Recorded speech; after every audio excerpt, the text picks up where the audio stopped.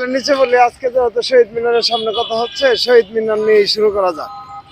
তো কিছুদিন আগে একটা আন্দোলনে যে শিক্ষকরা, প্রাইমারি স্কুলের শিক্ষকরা 10ম গ্রেডের জন্য আন্দোলন করছিল, এটা আপনারা জানেন।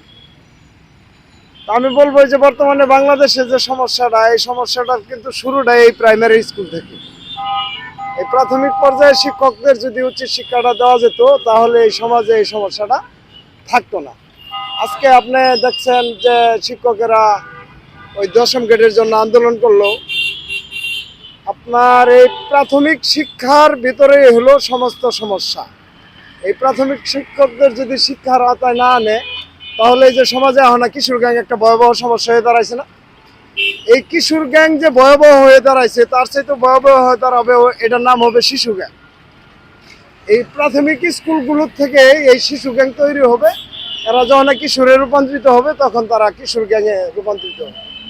এইভাবে ধরেন মাদকের বর্তমান যে ব্যবহার চলছে, যদি মাদক এভাবে চলতে থাকে, তাহলে আগামী ভবিষ্যতে এদেশে মেধাবী যুবকই খুঁজে পাওয়া যাবে না। কারণ এই মাদক নির্মূলের পরিবর্তে এভাবে নির্ভেজাল ভাবে মাদক চালানো হচ্ছে। এই যে ভ্যাট বৃদ্ধি, সমস্ত পণ্যের উপরে ভ্যাট বৃদ্ধি করা হয়েছে, কিন্তু সবচেয়ে বড় কথা হলো কি, যে ভ্যাট বৃদ্ধি হয়েছে, ভ্যাট নিয়ে অনেকে আন্দোলন করতেছে। আমরা কিন্তু ভ্যাট বৃদ্ধির ব্যাপারে কোনো আন্দোলন করি না। আমরা জানি যে ভ্যাট হলো রাজস্ব, যে দেশের রাজস্ব বৃদ্ধি করা হয় এই দেশের উন্নয়ন হয়, এই ভ্যাট দিয়ে দেশের উন্নয়ন হবে, এর জন্য আমরা কোনো আন্দোলন করতে চাই না। কিন্তু আমরা আপনাদের মাধ্যমে একটা প্রশ্ন রাখতে চাই, এই 54 বছর দেশ স্বাধীন হয়েছে, এই দ্রব্যমূল্য দামের লেগে বিভিন্ন কমিটি বিভিন্নভাবে বছরের পর বছর, দিনের পর দিন তারা আন্দোলন করে আসছে। কোনো একটা পণ্যের দাম কি আজকে পর্যন্ত কমছে? কোনোটা কমানো সম্ভব হয়েছে? এ ধরনের আন্দোলন করে কোনো লাভ নাই।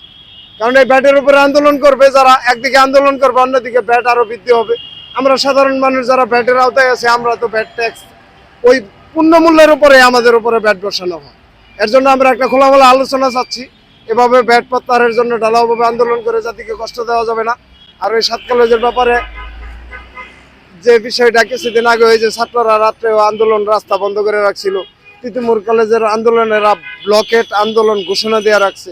যে দেখেন, এভাবে যদি রাস্তাগুলো বন্ধ করে দেয়, আমরা যে গরিব মানুষ, আমরা যারা দিন আনি দিন খাই, এই যে আমাদের হইলো দৈনিক এই চাক্কা না ঘুরলে আমাদের সংসার অন্ধ হয়ে যায়। তো আমাদের চাক্কাগুলো যদি এভাবে যানজটে থেমে যায়, তাহলে আমরা কি করব? আমরা দেশবাসীর কাছে বলছি, এ ধরনের আলোচনা রাজপথে না করে আমাদেরকে একটু আলোচনার সুযোগ দেওয়া হোক। আমরা রিক্সা চালক, আমরা আন্দোলনের এই সবার পাশে ছিলাম, দেশবাসীর স্বার্থে আমরা জীবন দিয়ে আপনাদের পাশে ছিলাম। আমরা কিন্তু কোনো চাকরি প্রত্যাশী ছিলাম না। এই 36 দিন আন্দোলন ছিল, কোনো চাকার গাড়ি ছিল না। আপনারা এই যে সাংবাদিক ভাই, আপনাদের আমি একটা কথা বলি, বাংলা একাডেমি এই বইমেলার গেটেও যায় দেখবেন যে ওই যে একটা নিথর দেহ ইয়ামেনের লাশ একটা রিক্সা চালক নিয়ে যেতেছে। এই দেশে 60 লাখের মতো ইঞ্জিনের গাড়ি আছে, ওই 36 দিন আন্দোলনে একটি ইঞ্জিনের গাড়িও কিন্তু ওই নিথর দেহগুলো নিচ্ছে না, কোনো আহতদের টানছে না। আজকে আমরা নিজের জীবন বাজি রেখে এই হতাহতদেরকে হাসপাতালে নিলাম, আহতদের অভিভাবকদের আনা নেওয়া করলাম। এই কারফিউর ভিতরে একমাত্র যোগাযোগ ব্যবস্থা হিসেবে আমরা রিক্সা চালকেরা ছিলাম। এখন আমাদের উপরে বিভিন্ন আইন করা হচ্ছে, বিভিন্ন আইনের মাধ্যমে আমাদেরকে শোষণ করা হচ্ছে।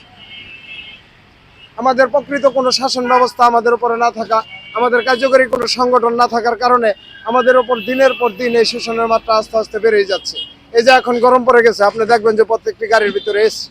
এই যে রিক্সা চালকেরা পায়ে পেট্রোল মেরা গাড়ি নিয়ে যাওয়া একটি এসি গাড়ির পাশে দাঁড়ায়, তখন এই গরম বাতাসে তাদের জীবনটা দগ্ধ হয়ে যায়, তারা বলতে পারে না।